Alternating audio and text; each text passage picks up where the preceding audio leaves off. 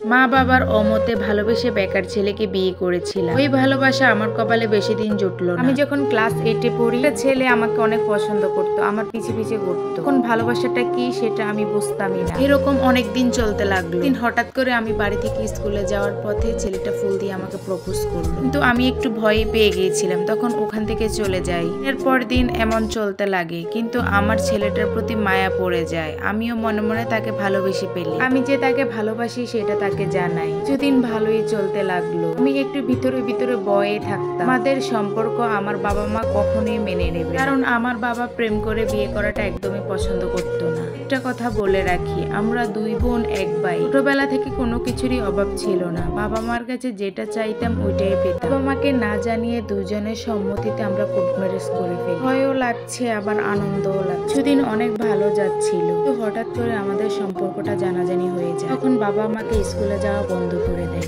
বাড়িতে আটকে রাখি। তখন আমি আমার ভালোবাসার মানুষকে ফোন দিয়ে সমস্ত কিছু জানাই এবং তার মা বাবাকে রাজি করাতে বলি আমাকে যেন তার বাড়িতে নিয়ে যায়। তখন সে তার মা বাবাকে রাজি করে। আমার মা বাবা বেকার ছেলের কাছে আমাকে বিয়ে দিবে না বলে দিয়েছে। তুমি আমার বাবা হয়ে যদি জেদ করতে পারো, আমিও তোমার মেয়ে। আমিও বলে দিয়েছি আমি যদি সংসার করি তাহলে ওই ছেলের সাথেই সংসার করব। তখন আমি আমার ভালোবাসার মানুষের সাথে পালিয়ে তার বাড়িতে চলে আসি। কিছুদিন ভালোই যাচ্ছিল। আর শ্বশুর শাশুড়ি অনেক ভালো মানুষ, আমাকে অনেক আদর যত্ন করতো। কাজে আমাকে করতে দিত না। করতে গেলে বলতো, মা তোমাকে কিছু করতে হবে না, তুমি ঘুরো ফিরো খাও, এখন তো ঘোরার বয়স, কাজ করার জন্য তো সারা জীবনই পড়ে আছে, তুমি আমার ছেলেকে সময় দাও। না জীবনে হয়তো কোনো ভালো কাজ করেছিলাম, তাই তাদের মতো বাবা মা পেয়েছি। প্রায় 1 বছরই শ্বশুর শাশুড়ি স্বামীকে নিয়ে খুবই ভালো যাচ্ছিল দিন। কপালে তো সেই সুখ বেশি দিন সইল না। করে কিছুদিন পর দেখে আমার স্বামীর আচার ব্যবহার অন্যরকম হয়ে গেল। আমার সাথে ঠিক মতো কথা বলতো না, ঠিক মতো সময় দিত না। যে স্বামী আমাকে এতটা ভালোবাসে, তার এমন বদলে যাওয়া রূপ দেখে আমি মানতে পারছিলাম। তাকে কোনো কিছু জিজ্ঞেস করলে